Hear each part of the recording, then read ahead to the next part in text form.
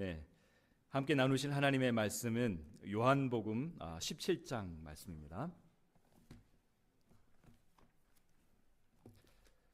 요한복음 17장 9절에서 11절 그리고 15절에서 21절 말씀입니다. 저와 여러분이 한 절씩 교독하겠습니다. 제가 먼저 9절 읽겠습니다. 내가 그들을 위하여 비옵나니 내가 비옵는 것은 세상을 위함이 아니요 내게 주신 자들을 위함이니이다. 그들은 아버지의 것이로소이다.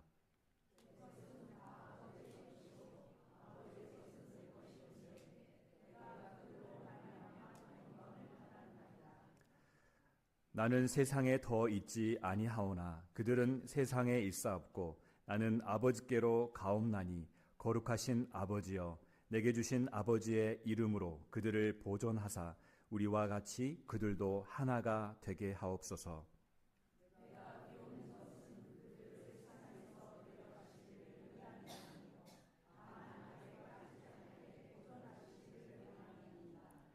내가 세상에 속하지 아니함 같이 그들도 세상에 속하지 아니하였사옵나이다.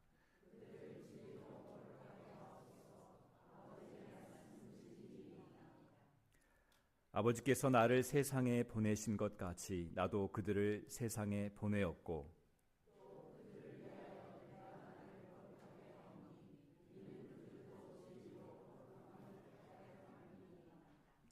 내가 비옵는 것은 이 사람들만 위함이 아니요 또 그들의 말로 말미암아 나를 믿는 사람들도 위함이니 아버지여 아버지께서 내 안에 내가 아버지 안에 있는 것 같이 그들도 다 하나가 되어 우리 안에 있게 하사 세상으로 아버지께서 나를 보내신 것을 믿게 하옵소서.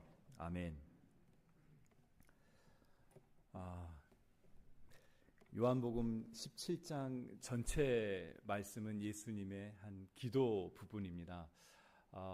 13장에서부터 쭉 해서 16장까지 예수님께서 여러 가지 가르침들을 제자들에게 이제 가르치고 설교하시는 내용이 나오는데 이제 이것을 고별 강화 또는 고별 설교라고 말씀합니다. 왜냐하면 지금 이 상황이 어느 시기냐면은 예수님께서 십자가를 지시기 바로 그 전날 밤에 마가 다락방에 모여서 마지막 유월절을 지키시면서 그들 제자들과 함께 모여서 그들에게 여러 가지 말씀으로 가르치시고 그 가르치시는 내용들이 13장에서 16장까지 쭉 나오고 이제 17장에서 오늘 본문에서 17장 전체 예수님께서 기도하시는 그러한 내용이 나옵니다.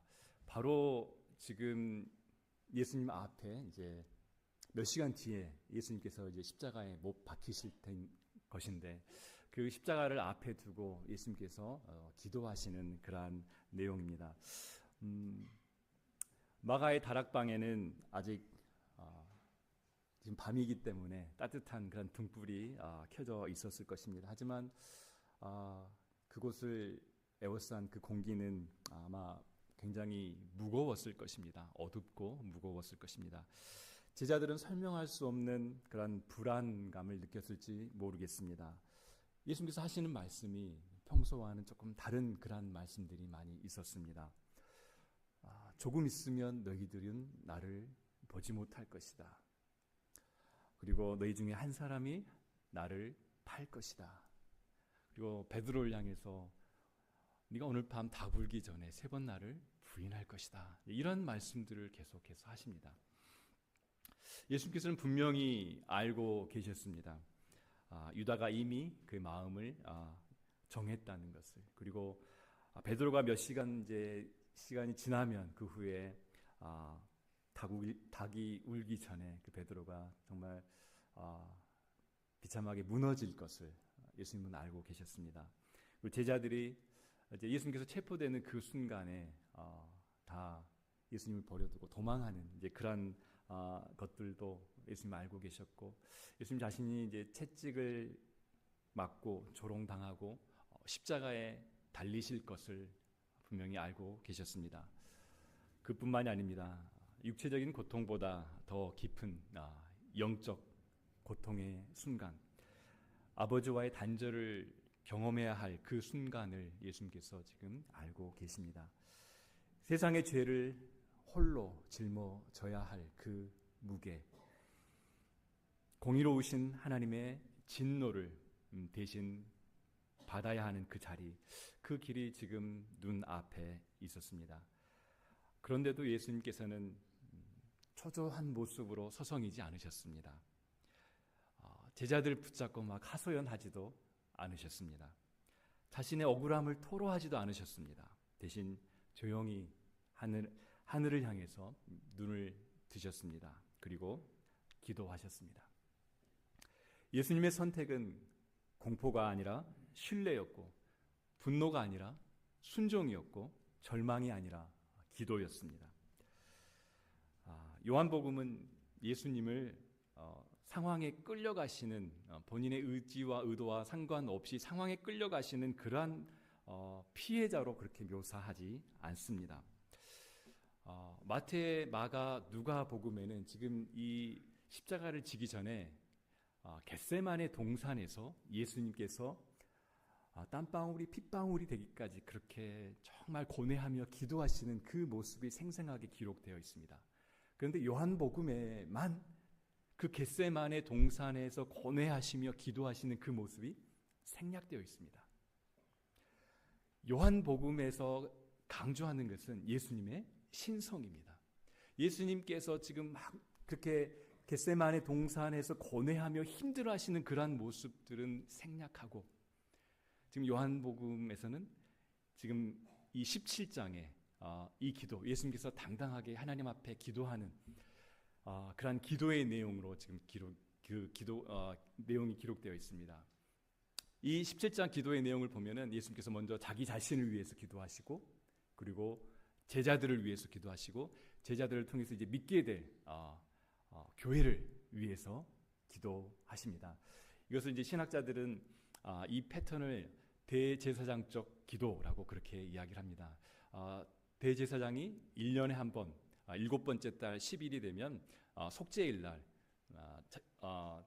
자기 자신을 속죄하고, 자기 자신을 위해서, 그리고 자기 집안 가문, 특히 이제 제사장 가문, 제사장들을 위해서 또 속죄를 하고, 또 온 백성을 위해서 속죄를 합니다. 이제 그 패턴과 같이 예수님께서 자기 자신을 위해서 기도하시고, 그리고 제자들을 위해서 기도하시고, 그들을 통해서 믿게 될 온 교회를 위해서 그렇게 기도하시는 내용이 있습니다. 그래서 이 기도, 요한복음 17장을 제사장적 기도라고 하는데, 먼저 예수님께서 자신을 위해서 기도하실 때 아들을 영화롭게 하사 아들로 아버지를 영화롭게 하옵소서라고 그렇게 기도합니다. 예수님께서는 아버지의 분명한 꿈이 무엇인지 그것을 알고 있고, 그 꿈을 비전으로 품고 이 땅에 오셨습니다. 아버지 하나님을 영화롭게 하기 위해서 예수님은 그 비전을 품고 이 땅에 오셨습니다. 그 아버지의 꿈, 반드시 이루기 원하시는 그 아버지의 꿈, 예수님께서 품고 이 땅에 오셨던 그 비전, 그것이 무엇입니까? 이 땅의 모든 영혼들을 회복시키고, 우리들을 하나님의 영광의 찬송으로 회복시켜서 우리를 통해서 하나님께 영광을 올려드리는 것입니다. 그래서 아들을 영화롭게 하사 아들로 아버지를 영화롭게 하옵소서. 이제 그 일, 예수님께서 비전을, 아버지 하나님께서 마음에 품으셨던 그 꿈을 비전으로 품고 이 땅에 오셨는데, 그것을 이루기 위해서 이제 십자가로 나가고 계신 것입니다. 그 십자가의 자리, 그 십자가와 부활의 그 자리가 이제 예수님을 영화롭게 하는 자리이고, 예수님은 그 십자가의 사건을 통하여서 이제 아버지를 영화롭게 하실 것입니다. 그리고 제자들을 위해서, 오늘 이제 주로 제가 제자들을 위한 기도에 대해서 이제 집중해서 함께 나누려고 합니다. 제자들을 위해서 기도하시는데, 제자들을 보호해 주십시오. 악에서 건져 주십시오. 그리고 그들을 진리로 거룩하게 해 주십시오. 그리고 그들을 하나가 되게 해 주십시오라고 이 주요 세 가지 기도 제목으로 예수님께서 제자들을 위해서 기도합니다. 이 세 가지는 단순한 요청이 아니라 우리 교회가, 제자들뿐만 아니라 제자들을 통해서 믿게 될 우리 교회가 어떠해야 하는지, 그 교회의 정체성을 규정하는 그러한 내용입니다. 그리고 이 기도는 2000년 전에 제자들만을 위한 그러한 기도가 아니라 지금 이 자리에 있는 우리를 위한 기도이기도 합니다. 예수님께서 제자들을 위해서 기도하실 때 첫 번째가 악에서 지켜주소서라고 기도하십니다. 15절 말씀 한번 보겠습니다. 내가 비옵는 것은 그들을 세상에서 데려가시기를 위함이 아니요 다만 악에 빠지지 않게 보존하시기를 위함이니이다 라고 그렇게 기도하십니다. 예수님께서는 제자들을 보호하기 위해서 그들을 세상에서 건져주십시오. 세상에서 그냥 빼내주십시오. 옮겨주십시오. 저 천국으로 그냥 옮겨주십시오라고 그렇게 기도하지 않으셨습니다. 세상에 있는 제자들을 그들을 보호해 주십시오라고 기도합니다. 세상은 피해야 할 그러한 공간이 아니라 보냄받은 자리이기 때문입니다. 그러나 동시에 세상은 안전한 곳도 아닙니다. 세상은 끊임없이 우리의 시선을 빼앗고 우리의 마음을 흔들고 진리를 흐리게 합니다. 여기서 말하는 악은 단순한 범죄나 도덕적인 타락만이 아닙니다. 하나님이 없어도 괜찮다고 말하는 그러한 문화, 진리를 상대화시켜버리는 그러한 사고방식, 믿음을 부끄럽게 만드는 그러한 분위기, 우리는 그러한 분위기, 그러한 문화와 그러한 상황 속에서 매일 그렇게 살아가고 있습니다. 직장에서, 학교에서, 여러 관계 속에서 조용히 타협을 요구받습니다. 이 정도는 괜찮지 않겠어? 이 정도까지는 뭐 괜찮지 않니? 적당히 이 정도까지만 해. 굳이 꼭 그렇게까지 할 필요가 있겠니? 굳이 그런 식으로 꼭 굳이 그렇게까지 해야 되겠니? 왜 그렇게 유난이니? 예수 믿는 거 좋아. 그래 교회 다니는 거 좋아. 그래. 그런데 왜 그렇게 유독 유난스럽게 그렇게 꼭 그렇게 예수를 믿어야 되니? 이러한 적당히 타협하려고 하자고 하는 이러한 유혹들이 있습니다. 믿음은 큰 박해보다는 작은 타협 앞에 쉽게 무너질 수 있습니다. 예수님은 그 연약함을 너무나 잘 알고 계시죠. 제자들은 강철 같은 그런 사람들이 아니었습니다. 조금 전까지만 해도 예수님께서 십자가를 말씀하시는데 그 말씀을 듣고도 누가 더 큰지 그런 누가 더 크냐고 막 다퉜던 그러한 제자들의 모습이었죠. 베드로는 결단했지만 곧 무너질 그런 사람이었습니다. 그들의 그 연약함을 아셨기에 예수님은 먼저 그들을 위해서 기도하셨습니다. 아버지, 저들을 지켜 주십시오. 사랑하는 여러분, 우리가 지금까지 우리의 믿음을 잘 유지해 온 것은 우리가 특별히 강해서가 아닙니다. 우리의 믿음이 남달리 정말 강하기 때문에 지금까지 내가 믿음을 잘 지키고 이렇게 내 믿음이 성장했어 이렇게 말할 수는 없습니다. 우리 스스로를 돌아보면 넘어질 뻔한 그런 순간들이 얼마나 많이 있었습니까? 또 기도를 멈춘 그런 날들이 얼마나 많이 있었습니까? 심지어 교회를 떠날 뻔한 그런 순간들도 가끔 있지는 않았습니까? 그때마다 보이지 않는 자리에서 주님의 중보가 우리를 붙들고 있었습니다.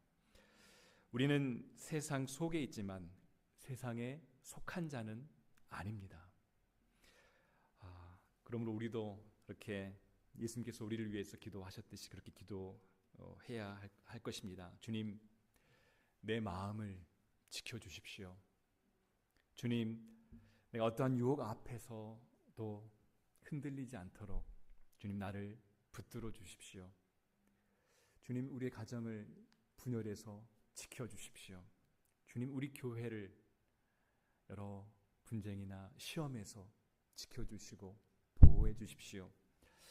예수님의 기도는 이제 그들을 보호해 주십시오. 악에서 보존해 주십시오라고 그렇게 소극적인 그런 이게 이제 보존하는 것이 소극적인 기도였다면 이제 적극적으로 진리로 저들을 거룩하게 하옵소서라고 제자들을 위해서 기도하십니다. 17절 두 번째 진리로 거룩하게 하옵소서. 17절 말씀입니다. 그들을 진리로 거룩하게 하옵소서. 아버지의 말씀은 진리니이다. 진리로 제자들을 거룩하게 하실 것을 요청하고 있습니다. 거룩은 도덕적인 우월감을 말하는 것이 아닙니다. 거룩은 하나님께 속해 있다는 그 사실, 그리고 그 사실을 잊지 않는 그런 삶입니다. 특별히 구약 성경에서 이 거룩이 굉장히 강조되는데, 하나님의 거룩에 대해서, 거룩은 구약에서 말할 때 거룩은 하나님께 속한 것입니다. 오직 하나님만 거룩하신 분이십니다. 하나님 외에, 거룩한 것 외에 다른 모든 것들은 이제 속된 것이죠. 하나님께 속한 것, 하나님만 거룩하시고 하나님께 속한 것들, 그러니까 하나님께 드려졌거나, 그렇죠? 하나님의 것, 이것이 이제 거룩한 것으로 되고, 하나님께 드려지지 않는, 하나님께 속하지 않은 것들은 이제 속된 것입니다. 그렇죠? 이 속된 것 속에는 정한 것도 있고 더 멀리는 이제 부정한 것들도 있죠. 그런데 이 하나님께 속한 것들이 거룩합니다. 우리가, 우리의 존재 자체가 예수 그리스도로 말미암아서 하나님께 드려진 자들이 되었기 때문에, 우리는 하나님께 속한 자들이 되었기 때문에 우리는 존재 자체가 거룩한 자들입니다. 아멘이십니까? 네. 그런데 이 존재 자체만으로 우리가 거룩한 존재가 되었다고 해서 당연히 자연스럽게 거룩한 삶을 살아지는 것은 아닙니다. 우리는 계속해서 거룩을 살아내기 위해서, 그 거룩한 삶을 살아내기 위해서 노력하고 힘쓰고 애써야 합니다. 성전의 기구가 거룩한 이유는 그 성전의 그 기구들이 그 재질이 특별해서가 아니라 하나님께 구별해서 드려졌기 때문입니다. 우리도 마찬가지입니다. 우리가 거룩한 이유는 우리가 완벽해서가 아니라 하나님께서 친히 독생자 예수 그리스도의 피 값을 지불하시고 우리를 사셨기 때문에, 하나님의 것으로 우리를 사셨기 때문에 우리는 거룩한 자가 된 것입니다. 그러나 거룩은 그 거룩한 자로서의 그 신분으로 그렇게 끝나지는 않습니다. 삶의 방향으로 이어져야 합니다. 우리는 계속해서 거룩을 추구하는 그러한 삶을 살아가야 합니다. 세상은 끊임없이 다른 진리를 제시합니다. 성공이 곧 가치다, 이것이 가치 있는 것이다 라고 말합니다. 욕망, 우리 안에 있는 그런 세상적인 헛된 그런 욕망들을 계속 부추기면서, 이 욕망은 이것을 이제 솔직함이다라고 그렇게 가장을 합니다. 네 안에 있는 그 욕망들, 그건 솔직한 거야. 그것을 그냥 자연스럽게 그 욕망을 따라서 가라라고 이렇게 이야기를 합니다. 많은 사람들이, 다수가 동의하면 그것이 옳은 것이 되어버립니다. 이 세상은 그렇게 흘러갑니다. 그러나 예수님께서는 분명히 말씀하십니다. 아버지의 말씀은 진리입니다. 하나님, 저들을 진리로 거룩하게 해주십시오. 아버지의 말씀이 진리입니다 라고 말씀하십니다. 진리는 유행을 타는 것이 아닙니다. 진리는 시대에 따라서 바뀌는 것이 아닙니다. 진리는 다수결로 결정되는 것도 아닙니다. 진리는 상황에 따라 변하지 않습니다. 우리가 하나님의 말씀을 가까이 하면, 이 진리의 말씀, 하나님의 말씀을 가까이 하면 우리의 생각이 조금씩 바뀝니다. 우리의 말과 우리의 행동이 조금씩 바뀝니다. 우리의 선택하는 것들이 조금씩 바뀌어집니다. 예전에는 당연했던 것들이 이제는 조금씩 불편해집니다. 우리가 말씀 앞에 서고 우리가 그 말씀 안에 거하면서 계속해서 조금씩 거룩을 추구하며 나아갈 때, 이전에는 그냥 당연했던, 많은 사람들이 그냥 그렇게 살아가는, 그렇게 용인하고 그렇게 흘러가는 그대로 그냥 조금 불편함 없이 그냥 나도 그렇게 흘러가면서 살아갔는데, 이제 그런 것들이 조금씩 불편해지기 시작합니다. 예전에는 무심했던 것들이 이제 양심을 찌르기 시작합니다. 그러한 변화가 바로 거룩입니다. 이 거룩은 하루아침에 완성되어지지 않습니다. 매일 말씀 앞에 서는 사람에게 조금씩 자라나는 그러한 열매입니다. 말씀을 우리 삶의 기준으로 삼고 철저하게 말씀에 순종하며 계속해서 말씀 안에 거하기 위해서 힘쓰고 애쓰며 살아가는 우리 모두가 되시기를 바랍니다. 우리 모두가 하나님의 거룩한 누룩이 되어서 이 세상을 하나님의 거룩으로 그렇게 전염시키는 그런 우리 모두가 되었으면 좋겠습니다. 아멘. 세 번째로, 하나 되게 하옵소서. 예수님께서는 제자들을 향해서 아버지 저들이 하나 되게 해 주십시오라고 기도합니다. 21절 말씀입니다. 아버지여, 아버지께서 내 안에 내가 아버지 안에 있는 것 같이 그들도 다 하나가 되어 우리 안에 있게 하사 세상으로 아버지께서 나를 보내신 것을 믿게 하옵소서. 예수님의 기도는 이제 보호와 거룩을 지나서 관계로 흘러갑니다. 이 기도는 단순히 아버지 하나님 저 제자들이 싸우지 않고 사이좋게 지내게 해주십시오. 하나님 저기 저 세문안 교회 성도들이 다투지 않고 사이좋게 지내도록 해주십시오. 그냥 단순히 이 정도 수준의 그러한 연합 하나됨이 그 위에서 그런 차원의 기도가 아닙니다. 예수님께서 제자들이 하나 되게 해주십시오라고 이렇게 기도할 때 그 기준은 아버지와 성부 하나님과 성자 예수님의 그 하나됨, 그 연합이 기준이고 그것이 모델로 제시되어집니다.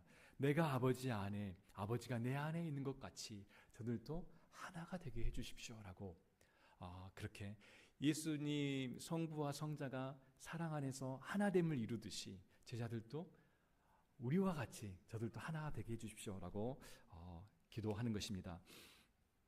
이것은 어떤 서로 동의하고 합의하고 마음을 맞춰서 그런 수준의 하나됨, 그런 연합이 그것이 아니라 존재적으로 연합, 아버지 하나님과 예수 그리스도와의 하나됨, 이것을 말하고 있습니다. 우리는 뭐 존재적으로 그렇게 온전한 연합을 이룰 수는 없죠. 우리는 영적으로 온전한 하나됨을 이룰 수 있습니다. 예수님은 제자들이 그리고 교회가 삼위 하나님의 그 사랑 안으로 그렇게 초대되기를 위해서 기도하십니다. 예수님께서는 왜 그렇게 연합, 하나됨을 위해서 그렇게 기도하시고 강조하셨을까요? 21절 말씀에 보면 세상으로 아버지께서 나를 보내신 것을 믿게 하옵소서라고 기도합니다. 제자들이 하나 될 때, 교회가 하나 될 때 세상이 그 하나된 모습을, 사랑 안에서 하나된 그러한 모습을 보고 그들이 믿게 될 것입니다 라고 그렇게 기도하는 것입니다. 우리는 이렇게 생각할 수도 있습니다. 세상이 예수님을 믿게 하려면 열심히 전도해야 되지 않겠는가? 여러 가지 뭐 어떤 프로그램이나 여러 가지 행사들을 잘 이렇게 기획하고 해서 막 크게 이렇게 해야 되지 않겠는가라고 생각할 수 있습니다. 물론 전도는 매우 중요합니다. 그러나 세상은 우리의 메시지보다 우리가 어떻게 살아가는가, 우리가 교회 공동체 안에서 어떠한 관계를 유지하며 살아내고 있는가, 그것들을 먼저 봅니다. 세상은 교회를 관찰합니다. 서로가 서로에 대해서 어떻게 말하는지, 갈등을 어떻게 해결해 나가는지, 그들 안에 있는 상처들을 어떻게 다루는지, 그들 안에 서로 다름을 어떻게 받아들이는지, 이것들을 보는 것이죠. 만약 우리가 사랑을 말하고 십자가를 말하면서 서로를 향해서 예리하게 막 나를 세운다면 세상은 저 사람들이 말하는 저 복음이 과연 믿을 만한 것일까라고 의심하게 되겠죠. 그러나 서로 다른 사람들이 사랑 안에서 서로 용납해주고 서로 배려해주고 서로를 섬기는 그 섬김의 자리에서 서 있을 때 이 세상이 그런 모습을 보게 된다면 이 세상은 또 저들을 저렇게 아름답게 묶고 있는 그 힘이 무엇이지? 어떻게 저 사람들은 저렇게 서로 막 다르고 서로 이렇게 모난 부분들이 많이 있는데 그럼에도 불구하고 서로를 용납해주고 서로를 사랑으로 끌어안아주고 서로 하나된 모습을 어떻게 저렇게 할 수 있지라고 생각하게 되는 것이죠. 그리고 세상은 교회가 사랑으로 하나된 그러한 모습을 보고 복음에 대해서 더 관심을 갖게 되고 마음의 문을 열게 될 것입니다. 우리는 본능적으로 하나가 되기가 쉽지 않습니다. 왜 그럴까요? 다들 자기중심적이죠. 너무나 우리 안에 있는 그 죄성이 발현되어질 때 너무나 이기적이고 자기중심적인 그래서 다 각자 자기중심적으로 생각하고 그렇게 살아갑니다. 그래서 이 각자 자기중심적인 이기적인 그러한 사람들이 한데 모여서 하나가 된다는 것, 이것은 쉽지 않습니다. 정말 쉽지 않습니다. 더구나 교회 공동체는 정말 다양한 사람들이 모여 있는 곳입니다. 성격이 다 다르고 배경이 다 다르고 신앙의 깊이가 다 다르고 정치적인 문화적인 그런 관점도 다 다를 수 있습니다. 그런데 우리는 종종 우리가 다 같아야 하나가 된다라고 그렇게 생각할 수도 있습니다. 그러나 성경이 말하는 그 하나됨은, 연합은 그 다름이 없어지는 것이 아닙니다. 우리가 각자 다 다름은 있는 것이죠. 우리 안에 다 다른 거예요. 그 다름이 없이 하나됨을 이루는 것이 아니라 우리들 각자 다름이 있지만 그러나 더 큰 중심이 세워지는 것입니다. 바로 예수 그리스도의 그 십자가 아래에서 자기중심적으로 살아갔던 사람들이 그 십자가의 그 은혜를 경험하니까 이제 하나님 중심이 되어지고, 하나님 중심의 삶을 살아가는 사람들은 이기적인 삶이 아니라 이타적인 삶을 그렇게 살아가는 것입니다. 그래서 그 십자가의 그 중심, 십자가 아래에 모였을 때 그 각자 그 다름의 사람들이 하나가, 연합이 되어질 수 있는 것입니다. 우리는 모두 같은 고백 위에 서 있습니다. 나는 죄인이었습니다. 나는 은혜로 구원을 받았습니다. 나는 지금도 단 한순간도 은혜 없으면 설 수 없습니다. 라고 이렇게 고백하는 사람들입니다. 이 사실을 기억할 때 우리는 십자가 아래에서, 십자가를 바라보면서 우리가 교만해질 수 있을까요? 그것은 말이 맞지 않습니다. 그렇죠? 우리가 정말 십자가 아래에서 십자가를 바라본다면 결코 교만해질 수 없고, 우리는 자신의 우월감을 이렇게 뽐낼 수가 없습니다. 십자가 아래에서는. 우리는 서로 십자가 아래에서 서로를 이렇게 내려다볼 수 없습니다. 그 십자가 아래에서 내가 얼마나 내 자신의 그 실존의 모습을 바라보았을 때 내가 얼마나 정말 가망 없는 그러한 죄인이었음을, 죄 덩어리였음을, 죄 그 자체였음을 우리는 십자가 앞에서 그렇게 고백한 존재들이기 때문에 다른 사람들을, 자기 자신을 막 높이고 다른 사람들을 깎아내릴 수 없습니다. 은혜를 깊이 경험한 그 사람은 이 은혜를 깊이 경험할수록 다른 사람들을 이렇게 품어줄 수 있습니다. 십자가는 자기 주장보다 자기 부인을 선택하는 그러한 자리입니다. 예수님께서는 끝까지 자신을 변호하지 않으시고 자신을 내어주셨습니다. 우리가 예수님의 그 십자가를 따른다면 우리의 말과 우리의 태도와 우리의 선택 속에서도 계속해서 자기 부인이 나타나야 할 것입니다. 사랑하는 여러분, 내가 옳을지라도 부드럽게 말해 주십시오. 다른 사람에게. 상대가 틀렸다고 느껴질 때라도 끝까지 존중하는 그 태도를 취하십시오. 내가 상처받았을 때라도 마음의 문을 꽉 닫아버리고 대화의 문을 닫지 마십시오. 먼저 손을 내미는 그러한 용기를 보여주십시오.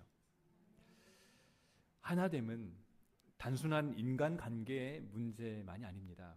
이것은 영적 전쟁의 영역입니다.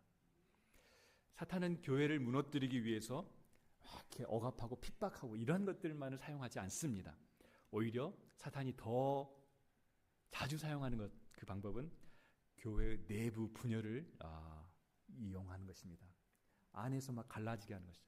안에서 분열이 일어나게 하고 서로 시기하게 하고 서로 다투게 하고 서로 갈라지게 하고 서로 막 물어뜯게 하고, 사탄이 사용하는 이러한 방법들입니다. 작은 오해, 해결되지 않은 감정, 쌓여가는 서운함들, 그것이 방치되면 공동체의 숨을 점점 막습니다. 그래서 예수님은 십자가를 앞둔 마지막 순간에 하나됨을 위해서 이렇게 기도하고 계십니다. 아버지, 저들을 하나 되게 하옵소서. 이 기도는 교회 안에서의 관계가, 또 교회 공동체가 얼마나 쉽게 깨어질 수 있는지 그 사실을 지금 전제하고 있는 것이죠. 그러므로 우리는 더 의도적으로 더 하나됨을, 연합을 힘써야 할 것입니다. 사랑하는 여러분, 말하기 전에 한 번 더 기도하십시오. 그리고 뭔가 누군가를 판단하기 전에 한 번 더 이해하십시오. 그리고 멀어지기 전에 한 번 더 다가가십시오. 하나됨은 자동으로 유지되는 것이 아닙니다. 하나됨은 우리가 지키려고 계속해서 노력해야 되는 것입니다. 에베소서 4장 3절에 평안에 매는 줄로 평안에 매는 줄로 성령의 하나 되게 하신 것을 지키라라고, 힘써 지키라라고 그렇게 말씀합니다. 우리에게 명령합니다. 성령께서 하나 되게 하신 것, 그것을 힘써 지키라. 쉽지 않기 때문에, 하나됨이 쉽지 않기 때문에 힘써 지켜라라고 그렇게 말하고 있는 것입니다. 이제 예수님의 기도는 여기서 더 깊어집니다. 21절 한 중반절에 보면 그들도 다 하나가 되어 우리 안에 있게 하사라고 그렇게 기도하십니다. 교회가 하나 되고 교회가 연합하는 것은 단순히 어떤 조직적으로 결속되는 것을 말하지 않습니다. 하나님의 사랑 안으로, 성삼위 하나님의 사랑 안으로 들어가는 것을 말합니다. 성부, 성자, 성령 하나님께서 완전한 사랑 안에서 온전한 하나됨을 이루시는 것처럼 교회도 하나가 되어 그 사랑 안으로, 하나님의 사랑 안으로 들어갈 때 세상이 교회를 통해서 하나님의 사랑을 보게 되는 것입니다. 사랑 안에서 서로 용서하고 화해하고 다시 손잡는 하나된 교회의 모습을 통해서 세상은 하나님의 사랑을 보고 복음에 반응하게 되는 것입니다. 삼위 하나님, 우리 삼위일체, 삼위 하나님께서 삼위로 계시는데 어떻게 하나를 이루시나, 이게 신비입니다. 간단하게 말하면 하나님께서는 삼위, 성부, 성자, 성령 하나님께서 하나가 되시는 것은, 그것은 하나님의 그 본질적인 속성, 사랑, 그 사랑으로 온전한 연합을 이루는 것입니다. 사랑 안에서 온전히 하나됨을 누리는 것입니다. 우리도 하나 되기 위해서 가장 중요한 것은 사랑입니다. 이 사랑이 없으면 하나됨을 이룰 수가 없습니다. 우리도 이렇게 계속해서 고백했으면 좋겠습니다. 주님, 우리도 주님의 그 사랑 안에서 하나 되게 해주십시오. 다름을 넘어서 십자가 아래에서 주님의 그 사랑 안에서 하나 되게 해주십시오. 우리 하나됨이 세상을 향한 그 복음의 증거가, 복음의 그 증거로 나타나게 해주십시오라고 그렇게 계속해서 기도했으면 좋겠습니다. 십자가 전날 밤에 예수님은 제자들에게 어떤 조직을 남기시지도 않았고 세상에서 너희들이 어떻게 싸워야 된다라는 어떤 전략서를 남기지도 않았습니다. 제자들을 위해서 기도하셨습니다. 기도를 남기셨습니다. 저들을 지켜주시옵소서. 저들을 거룩하게, 진리로 거룩하게 하여 주시옵소서. 저들을 하나 되게 하여 주시옵소서. 부활하신 주님은 지금도 하나님 우편에서 우리를 위해 이렇게 중보하고 계십니다. 우리가 흔들릴 때에도, 우리가 지칠 때도, 우리가 서로에게 상처를 줄 때에도 주님께서는 여전히 계속해서 우리를 위해 중보하고 계십니다. 아버지, 저들을 붙들어 주십시오. 아버지, 저들을 진리로 인도해 주십시오. 진리 안에서 거룩하게 하시고 그 진리로 인도하여 주시옵소서. 저들을 사랑 안에서 하나 되게 하여 주시옵소서라고 우리 주님 계속해서 기도하십니다. 주님의 이 기도가 오늘 우리의 삶 속에서도 계속해서 계속돼야 될 줄 믿습니다. 예수님의 그 기도가 우리 교회 안에서 현실이 되고 우리 가정 안에서 열매를 맺고 우리 삶 속에서 증거가 되기를 주님의 이름으로 간절히 축원드립니다.